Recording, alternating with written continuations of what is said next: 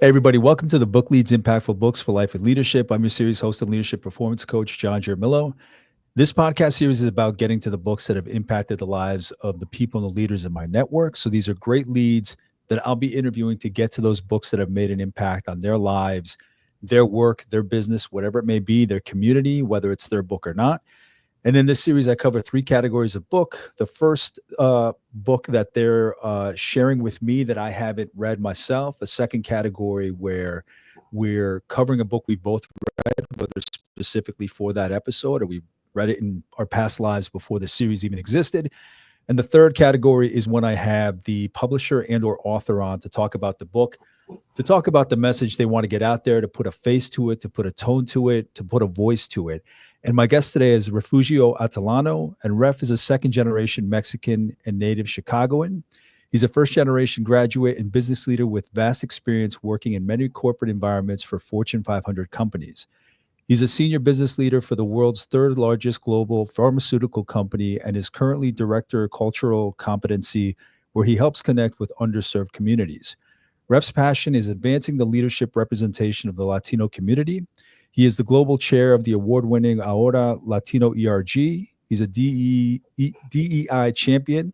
He's the author of the Latino Leadership Playbook, and he's a creator of the top-tier Latino-centric development program, the Latino Leadership Club. Ref is an influencer for the Latino professional community and uses his network to help drive the collective leadership development of the Latino everywhere.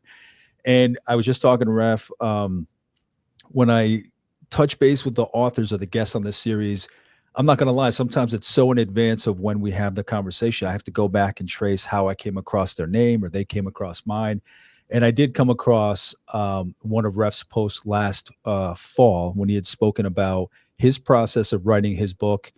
I don't know how the algorithm put him in front of me. I'm grateful that it did. So I reached out to him, learned a bit more about him. He learned about me. Wanted to invite him here for a conversation. Obviously, I want to learn more about his book, his community, his take on everything Latino in the world today, especially in these interesting and challenging times. But Ref, in any case, thank you for joining me. Yeah, thanks for having me, John. I really appreciate us connecting, you reaching out and having an opportunity to shed some light on my journey, the book, and kind of where things are going from here. I'm really excited about today. Absolutely. And let's start off with who you are today, Ref. Obviously, great bio, great background. Can you tell me a little bit more about the work that you're doing today in the day-to-day?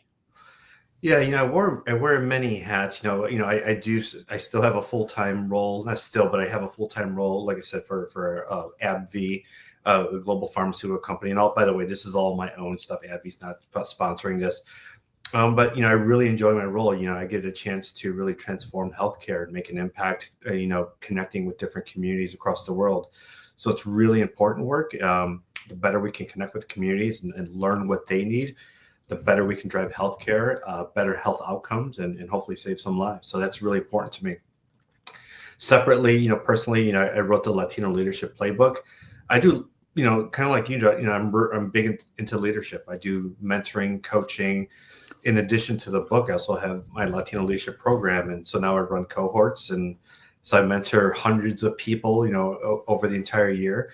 And I'm actually launching my on-demand version of my course in August of this year. So I'll be able to hit many more people, right? Thousands more. So really, really passionate about that. And then separately, I'm also passionate about just humanity and my community overall, especially what's going on today in the environment. That's when leaders really have to step up, be that North Star for our community.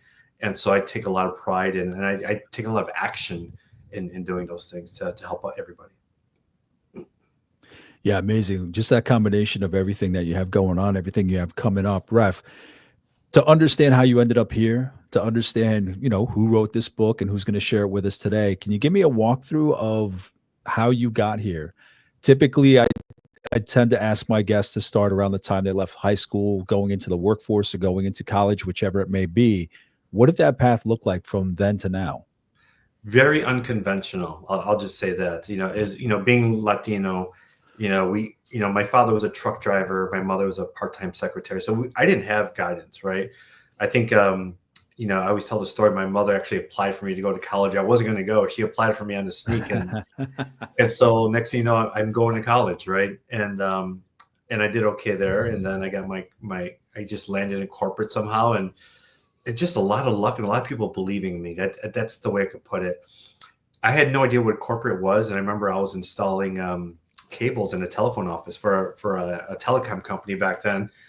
Tore my Achilles, and they put me in an office to just be an errand boy, basically.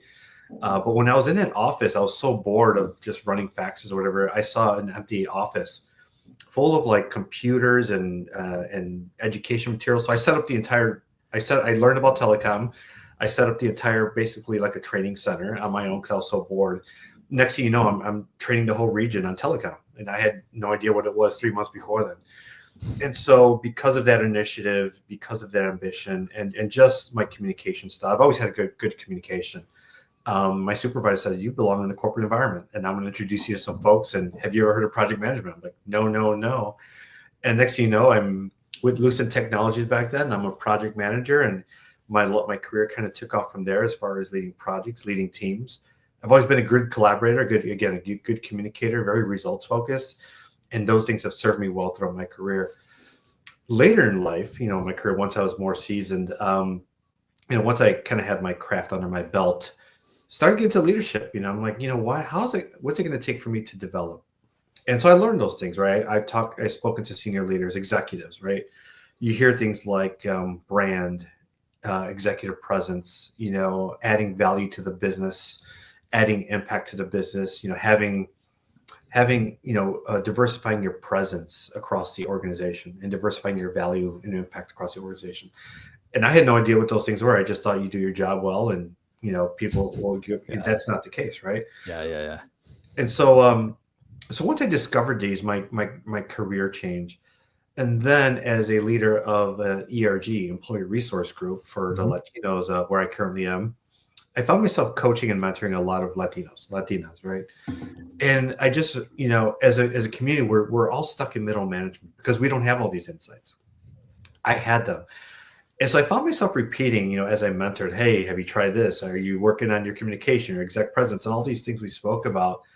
And they weren't, right? And so anyhow, I repeated myself a lot. I was like, you know what? I should probably just put this in like in a slide deck or like maybe a Cliff Notes book, so I don't have to repeat myself. And so I was like, I wonder if there's a book already like this out there. After research, there wasn't. And so I put together the book. I was like, you know what? I'm going to do this. I talked to 5 million people. It seemed like, hey, should I do this? And fast forward, I did it, right? And I put together a book of insights. It's not story. It's really what to do, what not to do to accelerate in the workplace. I want you to advance as quickly as possible, and I've given you proven insights to do that. That's the way I learned. I was like, when I talk to my mentors, tell me what I need to know, what I need to do and don't need to do, right? I need both sides of the equation. And so, and that's how my book is. There's a lot of do's and don'ts in there, right? There's a lot of cool anecdotes. And it wasn't, I just didn't want people to say, hey, this is the world according to Ref. I've also connected with 59 senior leaders across the world, basically, who give their insights on many different topics. So it's a really powerful, I don't even call it a book. I call it a resource, a tool to accelerate your capability in the workplace. So that's the story of my book. So how did you, when you mentioned you got out of school, you were working for a company, kind of errand boy, if you will, and then set up this training center and went from there. You had mentioned because you're a good communicator, a good collaborator. Where do you believe that came from? Especially for somebody who wasn't thinking about going to college. Not that that means anything. Yeah. But then, when you were in that environment, you were communicating, you were collaborating. So where does that that's the tricky thing with college. Even though someone goes to college, they don't necessarily learn those skills. Right. So where did you learn that? Was it innate to you? Did you see it in your parents in some way? Was it a mentor you had? Where did you pick those kind of habits and that way of being up? Yeah, definitely my culture, Latino culture, we're very collaborative. We're very group oriented. So that was a natural thing for me. No one had to teach me how to do that, which is like, I just worked with everybody, right? I spoke to everybody, I learned about everybody, and I developed those personal relationships. So that came naturally for me. And it's interesting. in working with others. I've always been like a big team sports guy. So when I was in high school and even after that, and in the neighborhood teams, I was always a quarterback for my football team, and I drew up plays, right? But I was always very engaging, very inclusive of everybody. I've always made space for everybody, and I still do that today. That's an innate thing I have. Right? I still put that back to my culture, and I had a big family growing up. But I use that same approach today, right? I treat everybody, especially my team, as a family, everybody I work with. And even as you know, before this call, I wanted to get to know you first before we got into business, right? Mm-hmm. That connection is extremely important to me because I want to know who I'm working with, and not transactionally, but more like I really want to find a way to connect, right? And that's really important to me. And so yeah, to answer your question, it was just the culture I grew up in, some innateness, but some just raw kind of ambition to work with others. Yeah. Yeah, and like I shared before we started, my family's Colombian. So as you were talking about your family, I see parallels where it is very communication oriented, very communal. Most of my family is still in Colombia. I'd say like 98% of my family. My dad was like the oldest of 16 or 7, some crazy thing like that. But anytime you go down there, I mean, they don't have much, but they're very open. Like, it's very their community, their neighborhoods. It's very, I didn't really think about it up until now. I know a lot of my work was attributed to who my father was, but obviously he was a mechanism, something that came out of his culture. And it is very much to what you spoke about, where it's kind of like if you see somebody, if you're on the same team, in the same division, in the same organization, it's not the first thing that comes up against that is this fear that maybe it's a zero-sum game, but we see it as very community oriented. Like if you have somebody next to you, what's the best you can bring out of them? That's right. It's just I haven't read your book. I don't know if it's in there, if you mentioned anything about the culture and what drove you to think in such a way, but thank you for just sharing that with me because it helped me just right now in real time reinforce where that comes from in me. Yeah, no, that's a good call. And I do talk about that. Big part of my book, especially the first part, is around cultural leadership. How to navigate our culture and use it to your advantage, and also know when to pivot around it. Like we just spoke about, like being collaborators. That's natural for us, right? Because of our families. You just spoke about it, right? We don't need to be taught about that. Around collaboration, it's just boom, easy. But there are things we do need to navigate around. For instance, we're a very deferential culture, right? To your point, you mentioned your father. My father was a patriarch of my family as well. And he used to say, even when I'm wrong, I'm right. That type of thing. It was a dictatorship, right? You didn't talk back, to your father or to any elder, right? It just doesn't happen. I know some Asian cultures have the same thing. And so how that translates into the workplace is you become a yes person, right? If your boss says something, yes, you're going to do that. You never question, right? And in the workplace, especially as you get to higher roles or even bigger organizations, you're being hired for your ideas, your thoughts, right? So it's not so much pushing back, but it's about bringing innovation, new ideas to the world, right? That's why you've gotten hired. So instead of being yes people, we need to shift to bringing those ideas forward because we do bring a unique perspective. For instance, in my role, I know the Latino community especially well, and as a global company, we want to plug into that community. I can develop rapport, trust right away with that community. I know the community. I grew up in inner city Chicago. So boom, that's an asset that I bring to the table, and now we're in there, right? And so those are just a couple of examples of the strengths we have, how we need to navigate, and also the opportunities that we could bring companies as a result of our culture and our background. It's so funny. As you mentioned, like your father, kind of like the dictatorship, the patriarch of the family, it was very much like that in my family. And now I'm raising my kids. And because of the experiences I've gone through, because of the learning I've done in the professional community, the corporate community, the leadership community, leadership coaching, I have a different approach to my kids.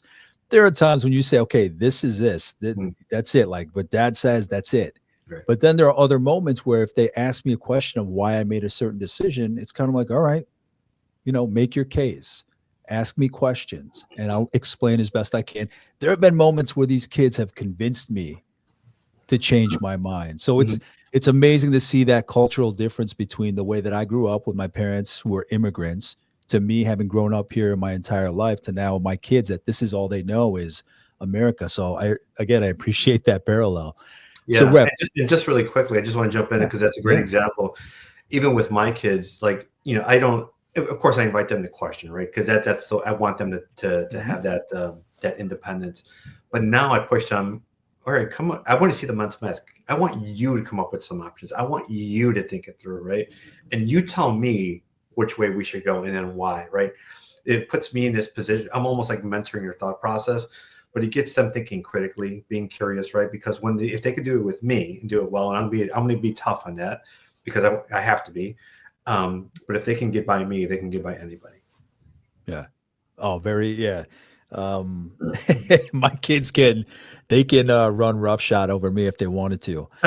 Um, Ref, so does it make sense from your childhood that this is what you're doing today? If you consider yourself how you were as a kid, the environment you were growing up, how do you reconcile that to the work you're doing today?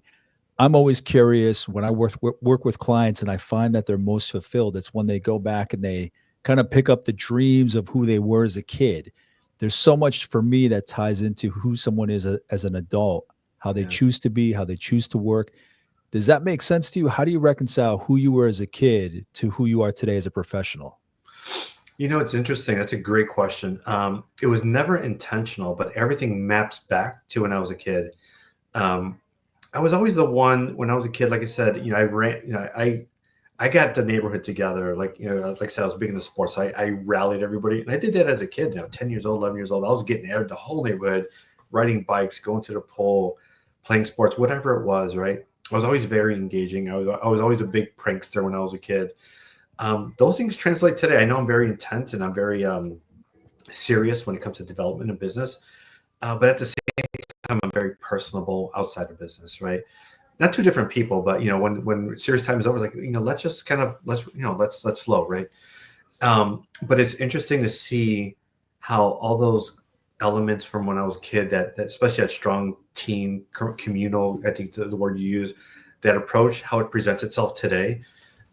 Like today, I lead large teams. I work across the nation with my entire community, and I enjoy it. It's fuel for me. I never get tired of it, and those are the things that really ignite me. And so, to your point, it maps directly back. It wasn't intentional, but it's presenting itself in a beautiful way. I think you've already answered this, but I want to ask it anyway, just in case there's any kind of clarification that you need to provide or want to provide. Yeah, What's your superpower? yeah. Number one is I always say I have a PhD in relationships and culture. Those two things.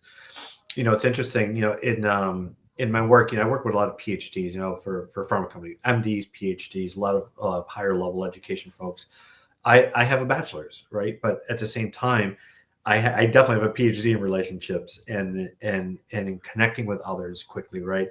And in culture and understanding it and how to plug into culture. That's a big superpower I bring that hardly anybody has. And and I appreciate that, and my team appreciates that. And when you bring that mix of culture, relationships, as well as like that craft, that core capability that some of these other folks have, it's just it makes business a magical place to be. And then you've alluded to leadership, obviously, our conversation since we started, but how would you define leadership? What does it mean to you? Is there anything else you can add above what you've already shared? Yeah, I mean it's easy. It's to be ability to influence others. Period. It's not a title. If you can influence somebody, that's leadership. And you could be a small kid. You could be a good leader, right? You don't have to be seasoned, right?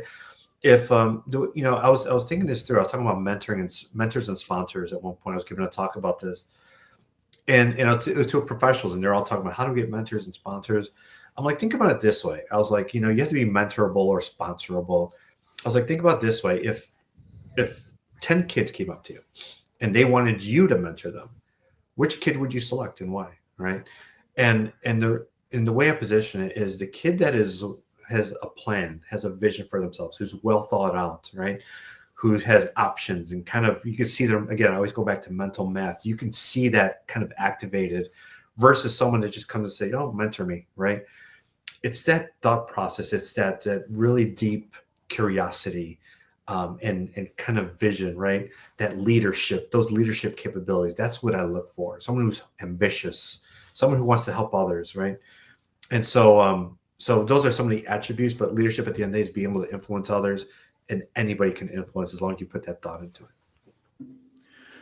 Ref, why don't we jump into the book at this point? Why don't you introduce the book? And you alluded to it before about putting it together in a resource book. But why don't you introduce the book, the full title, and maybe like the moment where you really started thinking about that, if there was a moment at all that kind of triggered that thought, okay, I'm going to make this happen. So, yeah, the title of the book and how it really came to be. Yeah, so the Latino Leadership Playbook. Again, I kind of going back to my sports days, QB. I had the playbook in there, and I even have X's and O's on my cover. But I contemplated for like 3 or 4 months, to be honest. It was this 2022. It was like that September, August, somewhere in there. And I was like, by the end of this year, I'm going to decide if I'm going to write a book or not. And like like we spoke about, I wanted a book of insights.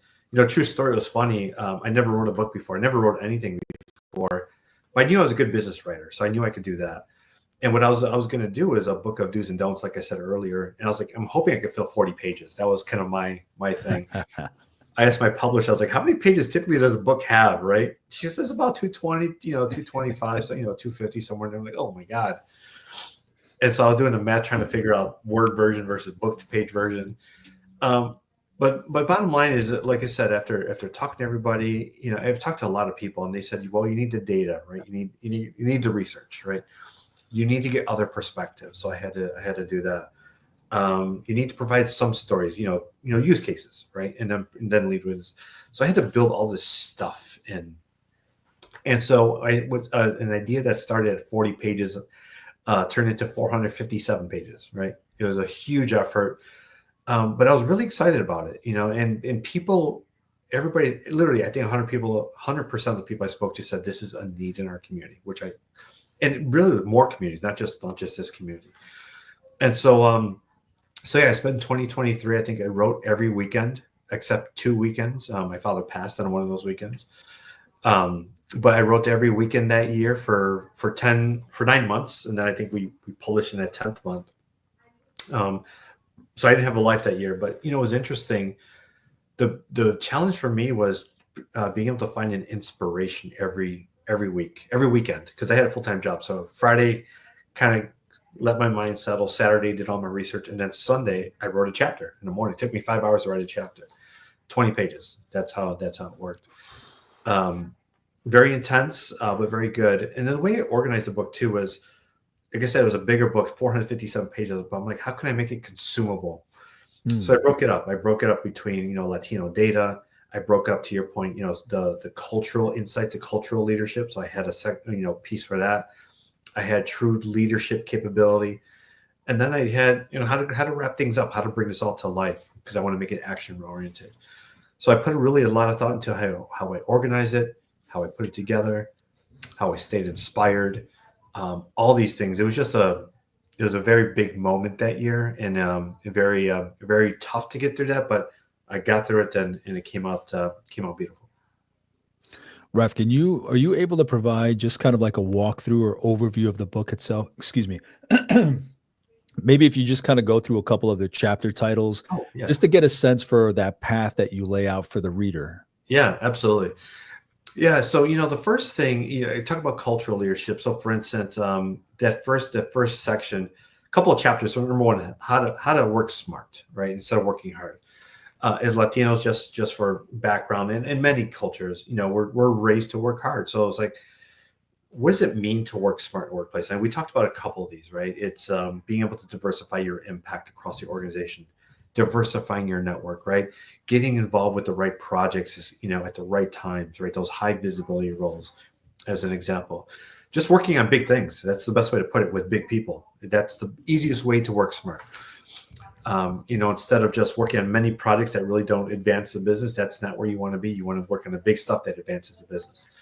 Another big barrier for us is how to advocate for ourselves. For instance, we don't, as Latinos, we don't like the spotlight. We're taught not to like the spotlight, right? We don't brag about ourselves. Whereas in the corporate environment, or any environment, you have to advocate for your work. You have to summarize it. You have to put yourself out in front of senior leaders. You have to speak in front of people about your work, et cetera, right? There's many ways that you can advocate for yourself. So that's another big chapter I had, is how to advocate for yourself.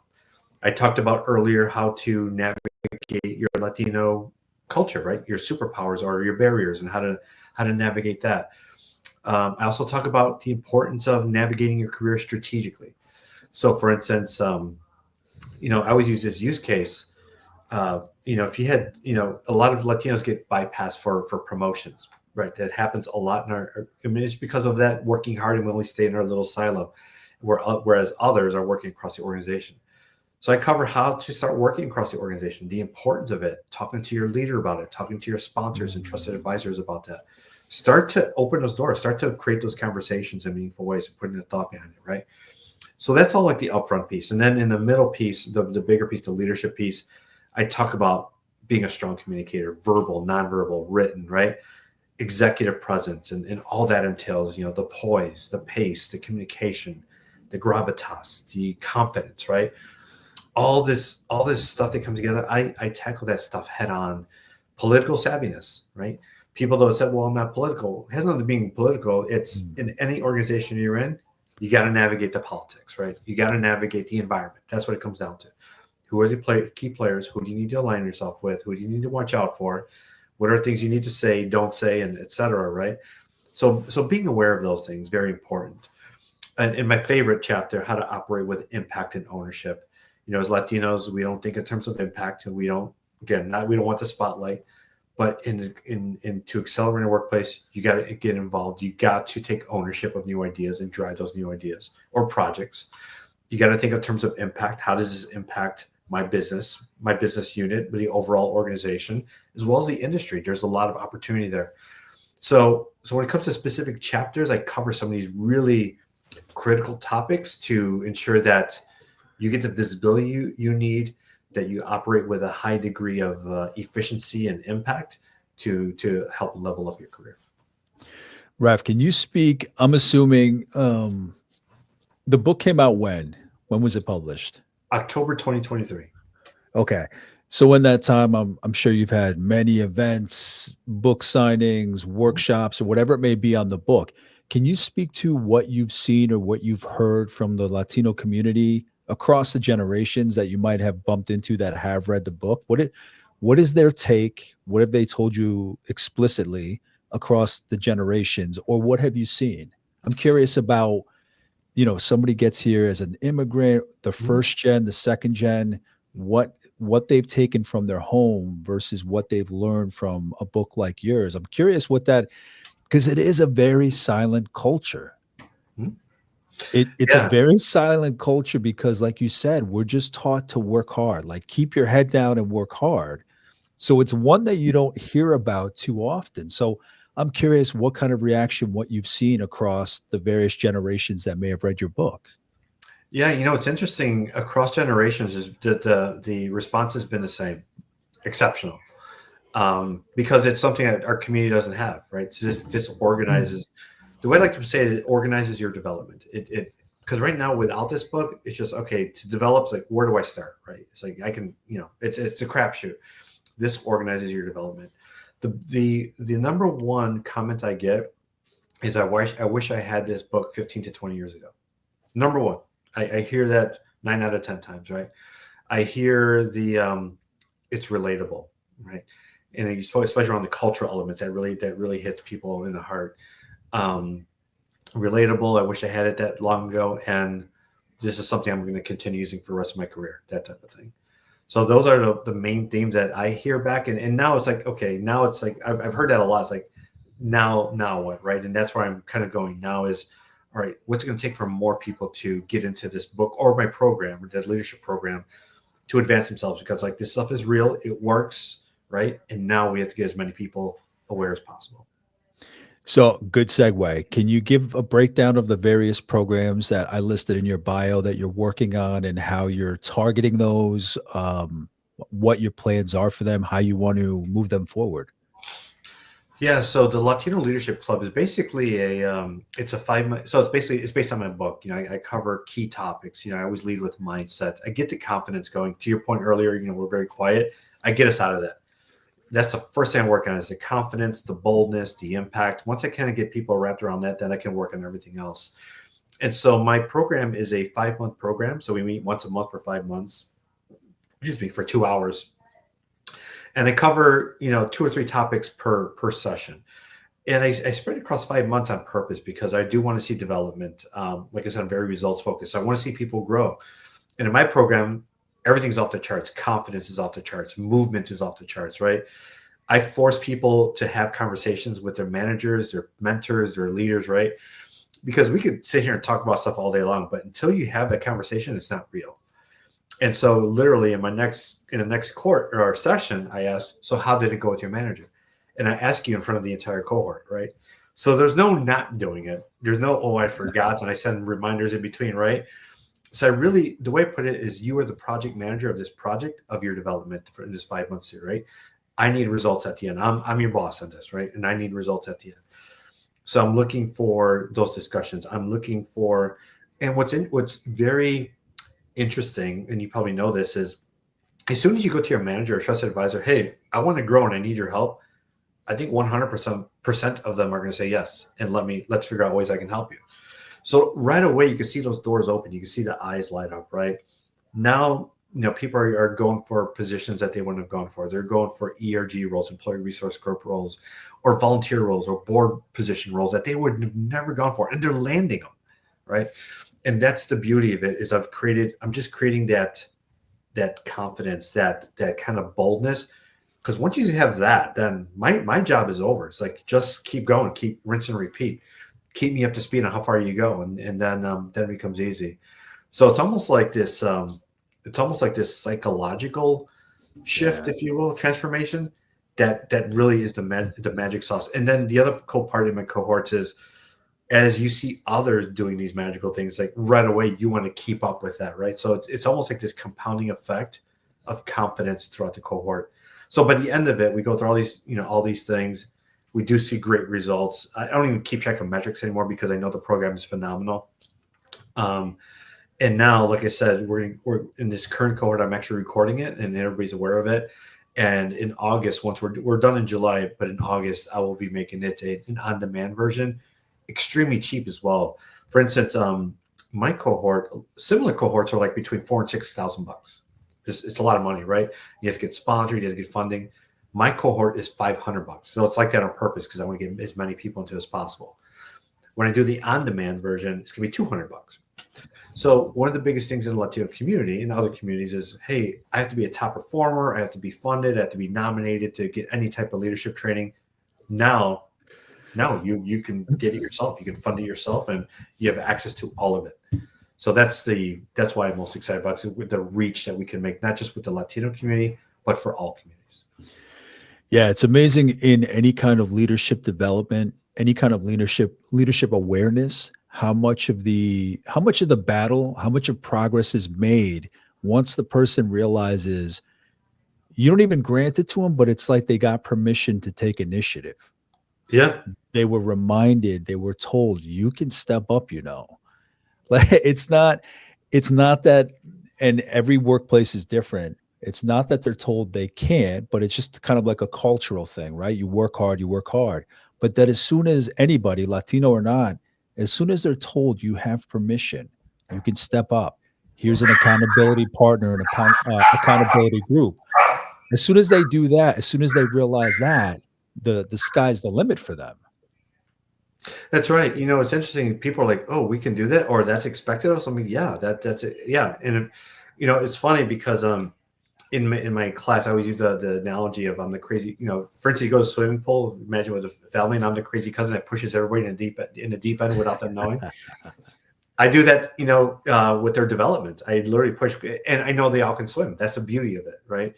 And I'm there to catch if needed, but provide guidance and all this. But I'm the crazy cousin who pushes you in the deep end to show you that you can swim, and that's exactly it. It gives them that confidence to be great.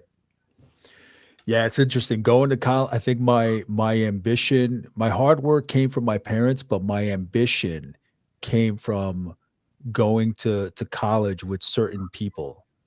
Where if I didn't go to school with them, I would have thought, okay, I just go to get the good grades, get the job, bust my hump for 40 years, whatever it is. But because I went to school with certain people, I saw what they were driven to do. I saw what they wanted to do for themselves. So it's all about that environment. So people are lucky when they come across a program such as yours to just get that awakening, if you will. That's right. Yeah. And like I said, we put so much focus, and I reiterate it every time. It's not a one and done. When I coach, I always say I like to develop a culture of excellence in leadership. That's always going to happen, right? There's no days off with me, right? Either in business or in our classes. And like I said, I hold everybody to a high standard. I hold myself to a high standard. And you said ambition. I've always been very ambitious, extremely ambitious, actually. But I hold everybody to a high standard because I'm going to give you my best. And if I'm giving you my best, I want you to give me your best, right? Because in the way I tell everybody in my cohorts is, if you can get by me, you can get by anybody. I'm very tough, but again, I'm not a mean tough, but I'm a very direct, assertive, productive tough, right? Yeah. And like I said, if you have that great presence, that great image, that great communication, and I see it and I feel it, and you keep me convinced, you're good to go. You can go to anybody, in your business. It's almost palpable. Mm-hmm. Yeah, absolutely. Rev, so is that the main and only program, or what other ways or fashions are you out there kind of getting the message out there of your book and just your philosophy? Yeah, I'm not so much pushing the book. I'm really pushing the program right now. The program is what's going to change the world for me.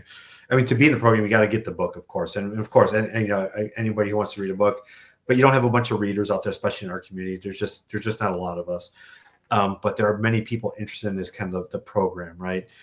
And so that's my current focus right now. And the way I push it is through LinkedIn, through my contacts. I'm very connected across the nation through companies and other, just to my network.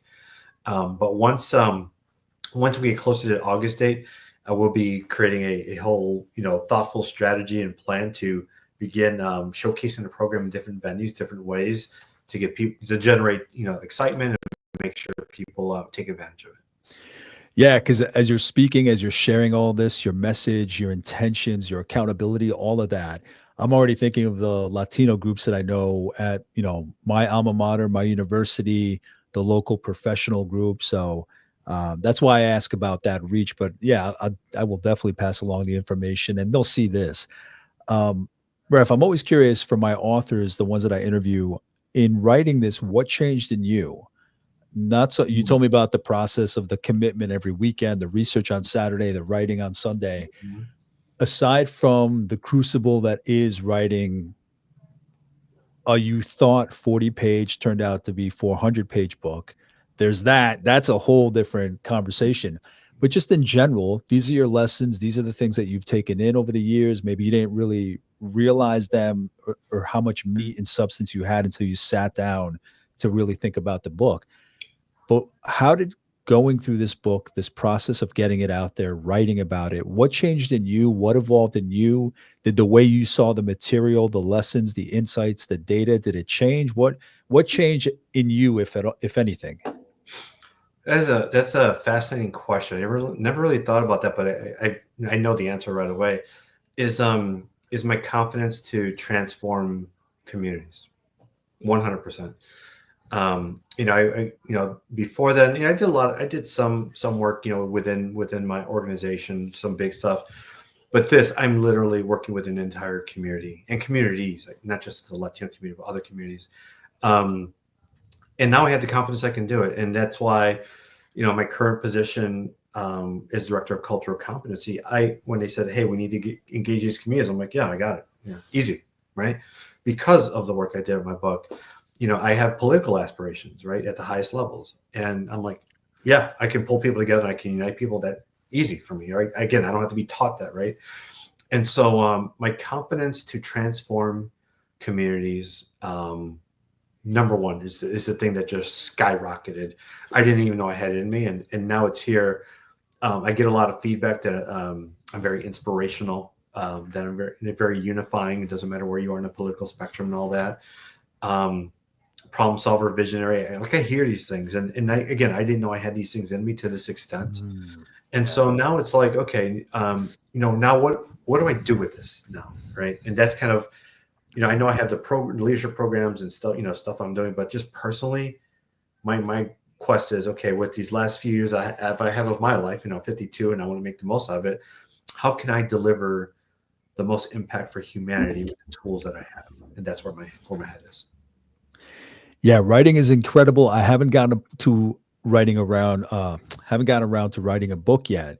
I've contributed chapters to books here and there, but it's amazing how you may sit down with a topic, you know it in your blood, but then when you're breaking down what it means to you, where it came from, the details, everything, once you've really written it all down and put it on the page, it's incredible how your understanding of where your position, where your understanding came from, fuels the work going forward. So even though I haven't written the book to the level that you have, it is, I would say to people, if you think you want to write something, if you think you want to share something about yourself in written form, get started. Just because that process of writing just points to things in you that you didn't even know you were capable of. Again, it awakens things within you. So you have that general idea, but just putting and going through the details, putting that down on the page, it's amazing what that does for you. It's because you're formulating a game plan. You know, you have the general idea, the general work ethic, the general values in you. But then when you put it to the page and you see that game plan, that outline broken out, that this is the course of action that people can take, that I can relearn myself. It's incredible. It's incredible to hear about from the authors that I have on the series. Yeah, absolutely. You know, it's interesting too, because I do a lot of LinkedIn posts and I typically write about leadership, a lot of leadership stuff, you know, to help people. With this past weekend, especially with the passing of my father, I got very I started thinking about stories, right? I wanted to get more emotion into my writing, and so that's the other thing with this book. It showed me that I can be. I get that often. I'm an emotional writer, and emotion in a good way, right? It elicits emotion out of you as well as myself, right? I use it to connect, and even in my 2 LinkedIn posts this past weekend, just very emotional, very thoughtful. And it was like almost like a different type of writing. It was very exhilarating and just kind of flowy and fun. Not typical posts I put out there, but again, adding value in a different way and really tying the emotion into some of the messaging. Well, I mean, you mentioned it at the outset of our conversation today. You mentioned humanity. You know, you mentioned your focus, what you want to work on, what you want to bring to the table. And it wasn't just leadership. It wasn't just Latino. You mentioned humanity. Like that stood out to me. So I like when people can be that honest about who they are, because it's not always going to be the professional facade. It's not always going to be the LinkedIn look. You know, everybody has their own challenges, their own lives, their own losses, their loves, successes, failures. So yeah, I happened to catch some of those posts. So I thought that was amazing to read about your father and the anniversary of his passing. But it shows you. I like how you mentioned that you write with a lot of passion, that you can share in that. I think, to me, I appreciate it because it's really you. Again, it's not the usual LinkedIn cookie cutter, like we share our knowledge, like this is professional. It shares the person, it shares the drive and the fire behind what they do. That's right. And it's a big part of who I am, right? You know, and you just said like the facade of leadership. Now what do you call it? With myself, so much of facade. It's definitely a brand. You know, definitely. Yeah. I apologize. Picked the wrong word. No worries. I know where you're going. Yeah. Okay. Yeah. Okay. No, you're good. Yeah, definitely. I put a strong brand because I have to, right? It's part of my. It Yeah, is part yeah. of my. Oh yeah, of course. But at the same time, there's this really deep human behind this big monstrous leadership brand, and that human is very important to me. It actually makes me who I am. It's part of it. Actually, it's a part of my brand, right? And I bring that to work. I bring that passionate energy, and so when I put that out there, it's interesting because I go to work and people are like, "Oh, I saw that post just like you did," and it just shows people what's behind the curtain, right? A little bit, and why I bring all this to the table. You know, I did a post on Saturday. I don't know if you get a chance to go back and look at that, but about Jackie Robinson. And you were talking about the book earlier. And I remember I was telling you about making the decision to write a book. And it came down to the last hour. Because literally, I never wrote a book. I didn't know what I was going to do. I was like, oh, man. I was like, am I really going to commit and put this out in the world, right? And I remember, if you read the post, but I'll just cover really quickly. I talked to a lot of people. And I remember the last person was my most trusted advisor. He said, don't do it at this time. He goes, you need to focus on your career. Right. And I was on the fence. And when he told me that, I was like, holy crap. I was like, all right, maybe, and I was going back and forth. So after we spoke, I remember I was like 80% no. And I was like, you know what? I'm going to give myself until the following morning, like 9 a.m. to make a decision. Yes or no. Right. I was like done going back and forth. I was like, final decision. And so this was like a Thursday night. I remember that night. I'm like, I'm just going to sit alone. I told my family I just need alone time. I threw on a movie, and it was the 42 Jackie Robinson movie. And Jackie, he blazed a trail. In case you don't know, audience, he was the first Black baseball player, and he blazed a trail for everybody Black and brown behind him. So he took a lot of heat. It was a lot, right? He had to sacrifice. He got called names on the baseball field, and you can only imagine what those names were. But bottom line, he blazed a trail, right? And his name his number is retired. His number is 42, and that was the name of the title of the movie, 42. So whatever, I watched the Jackie Robinson movie again. My mind was elsewhere, but it was interesting because I thought about it just a little bit. But the following morning, I woke up, and my faith is deep, just like a lot of Latinos are. And I woke up, I don't know, 7 a.m., 6:30. And I said, all right, last 2 hours, I was like, I asked the big guy. I was like, I need a sign. At this point, I was 95% no. It was just not going to happen, right? I was like, I need a sign. If you want me to do it, I need a hard sign, or else I'm not going to do it. And I remember I took a shower, and I started getting dressed for work. Now it's about 8:30. I have a little half hour left. And as I'm getting dressed, my dry cleaning tag fell off right in front of me, which is never done before then and never since, but it fell right in front of me on the floor. And it was a blue tag with the number 42 on it, Jackie Robinson. I was like, dude, I couldn't fight that, right? I could not say no to that, right? There's just no way, not going to happen. Happened out of the blue, no pun intended on that. He intervened, and I'm like, okay, I'm doing it.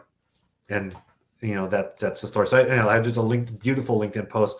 Again, gets into that whole message. But yeah, that's why we're here today. Is because of that one tag. Otherwise, it probably would have never happened. That one little moment, that one little, not chance moment, but that one little second, maybe what if it had fallen? Oh, you have it? 42. There you go. I believe in stuff like that. I'm not very religious, but when certain things stand out like that, I mean, you can't deny them. You can't deny them. Ref, not to push you or pressure you or anything like that at all. I never pressure any of the authors. Yeah. But if you do continue writing, what area or direction do you think you'd want to write about next in a next book? Should you think in that way, in that direction for the future?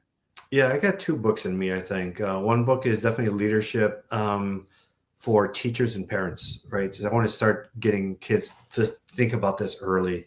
Start pushing your kids, pushing them in a pool, so to speak, right? Asking them to take a leadership role for band or for whatever club, be the leader of it, right off the bat. And I want to give them some leadership tools to do it. So this book would be that tool to do that. I don't know if it's a book, because I don't know if parents are going to have time to read a book. I don't know if it's a video, I don't know if it's a workbook. It's going to be something, but to me, that's it. And I think I have, also a storybook in me. I don't know if it's my story. I just don't know yet. I want to show the Latino journey from where I started to where I am, to where I'm still going, right? I want to bring that story, that emotion to life a little bit differently. And I got inspired because I'm watching this Netflix series. It's called Younger. I think it's called Younger. Anyhow, they're based in New York City. It's a publishing firm. And so you get to hear all these authors come in and making pitches and all this stuff. So I'm learning a lot about the business just through this show, to be honest. And it's inspired me to bring more of instead of just leadership insights, but more of a story, because I'm good at writing story now. I picked up on it, right? So it's like how to create a magical story that's really going to help inspire others. And so it's things like that I'm thinking about. Yeah, I can appreciate as a father to a 9-year-old, 6-year-old, and 3-year-old, I can appreciate anything that's geared towards kids that young, in whatever language you craft it at their level, whatever it may be. I mean, kids today are smarter than my generation ever was at that age. But I appreciate that because I think we come at it with wanting them to learn their leadership, not so much for accolades, not so much for awards, not, those things are great if they get to that point where they achieve those, but mostly the self leadership. Because if they stay back, they're not using the gifts that they may not know about. So if we can encourage them to step up, it's never forcing them or anything like that, but I like that approach of just teaching them self-leadership because sometimes the gifts just kind of sit on the sideline because they don't know when to step in and they're trying to play it safe. Maybe they may be shy, whatever it is. But again, I think it harkens back to that, making them aware of the possibilities, asking them, prompting them, encouraging them, fostering them, empowering them. So I That's can right. appreciate a good book that's geared towards kids because I think education is great. I love education, but that only does so much. The family relationship is great, but that only does so much. So if you can hear leadership stories or encouragement from an author, I think that's the in between family and school that they'll listen to. They'll get the encouragement from school and family, but there's something about somebody else stepping in and kind of reminding them, know yourself, step up, don't be afraid. You can experiment. I think kids are so afraid to try something because they fail. I know adults that are like that. I've only recently gotten over that myself, and it still stings. Mhm. But if we can start talking about that, it's okay to fail. It's okay to experiment, to kind of refine as you go. I think that we put them on a good path to self-understanding. Yeah, that's right. And it creates that confidence early on, right? It puts, the sooner you start doing that, it puts you head and shoulders above everybody else. And the final thing I'll say about that is, it really it really helps you realize your full potential as far as capability and also earning potential. Yeah. The sooner you can become a good leader, you start putting pieces in place later in life. I mean, all that earning potential is going to be realized, right? It was interesting because I went to a conference, just a quick anecdote. Went to a Latino conference, and I remember, sorry, my dog just kind of ran up on me. That's all right. Don't worry about it. Happens all the time. I'm sorry, I got a book around here. Yeah. Okay, we're good. Yeah, so I remember I went to a conference and really smart kids, right, and very ambitious. And we're talking, one of the speakers she talked about aviation. She had a passion for aviation. So I remember, so I knew that speaker. She's my publisher, Jackie Ruiz. And a student came up. She was, you inspired me to get into aviation. I want to be a flight attendant. I was like, and I used to work for United Airlines, so I know how much people make.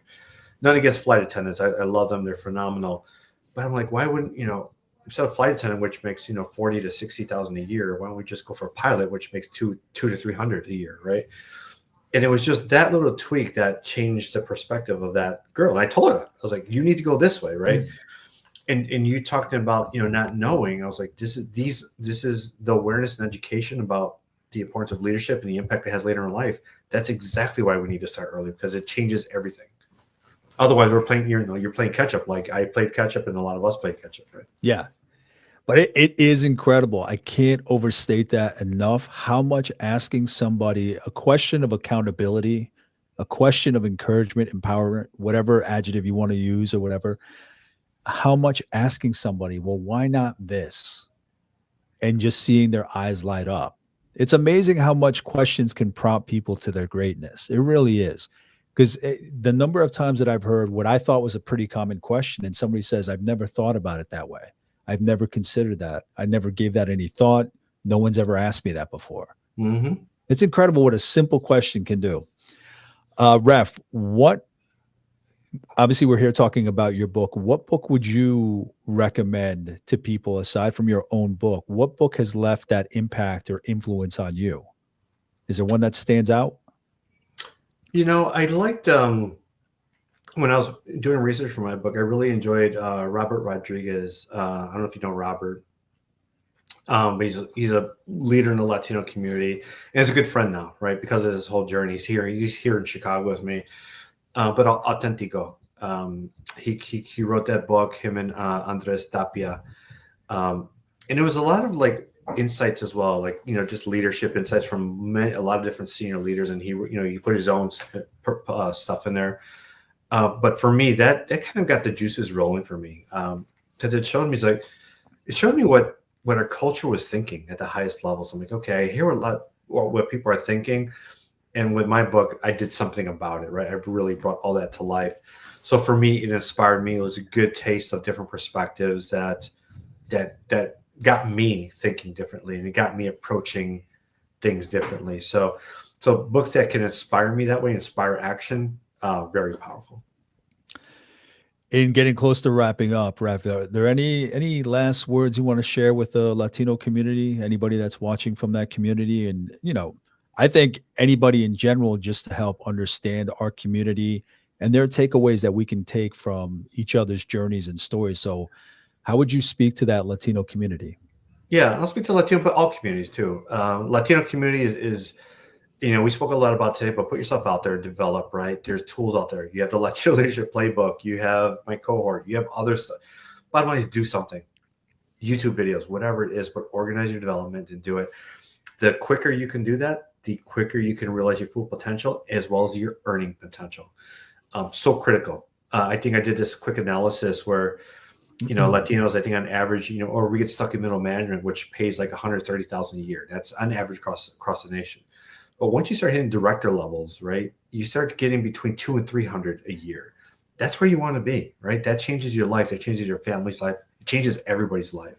So upskill yourself, commit to it. Again, reach out to me, my website, my LinkedIn. But take advantage, right? The sooner you start, or your kids or whoever, that's the sooner we get to reach our max potential. Amazing. Speaking to all communities, I mentor a lot. I mentor everybody, not just Latinos. And speaking to all communities, same message. Develop yourself, right? Set up your family, set up your community to reach your full potential. Don't let anything hold you back. Every community has their own nuances. Whatever those nuances are, figure them out. Figure out a way to navigate those things, and then drive forward. My programs and my book apply to 95% applies to everybody. It's just, I lead with Latino because I'm Latino, but take advantage of these tools. It's out there. Reach out to me. I'm always here and always willing to help. Yeah, these days, one thing that kids do have advantage, like younger people. I say kids, anybody younger than me, but it's just the resources that they have. Whether it's podcasts, whether it's YouTube. So obviously, I will get this book just because I like reading about my community, different voices on leadership.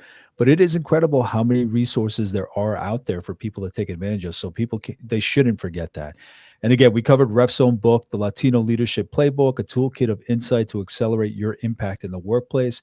Ref, thank you for sitting down for this conversation. John, I appreciate it, man. It's been fun. Great questions, and I'm looking forward to continue collaborating. Absolutely. Anytime, my friend. If there's anything that I might have missed, there's so much to cover, little time, please let me know. I'll reach out to Ref, see what kind of additional insights, guidance, knowledge I can get back. In the meantime, thank you for watching. Thank you for listening, and I'll talk to you soon. Take care. Bye.